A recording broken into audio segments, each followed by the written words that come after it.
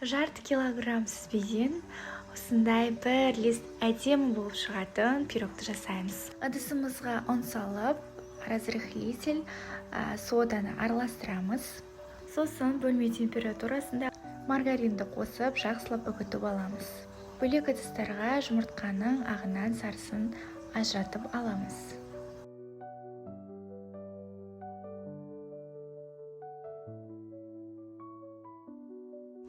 Лимонның қабығын күштен шығарып, тестаға саламыз. Жұмыртқаның сарысын салып, жақсылап қамыр илейміз. Салмасы дайын болғанша мұздатқышқа салып тұрамыз. Салмасына сүзбені қосып, оның үстіне шекер және бір жұмыртқаны қосып, лимонның қабығын тағы да күштен шығарып саламыз. Оны жақсылап араластырамыз.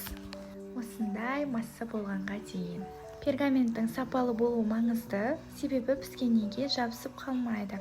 Дәл осындай тестасын жақсылап жайып аламыз. Салмасын салып, біркелкі етіп жайып аламыз. Қызып тұрған пеште 180 градуста пісіріп аламыз. Бұл кезде меренганы дайындаймыз. Ол үшін жұмыртқаның ағына шекер қосып, жақсылап миксерлейміз. Плотный масса болуы тиіс. Лимонның суын азғантай ғана тамшылатамыз. Дәл осындай қатты масса болуы тиіс. Төңгергенде осындай түсіп кетпейтіндей болу керек.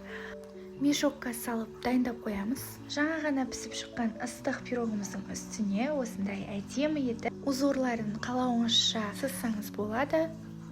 Дәл осындай узор істесеңіз де піскеннен кейін әдемі болып шығады.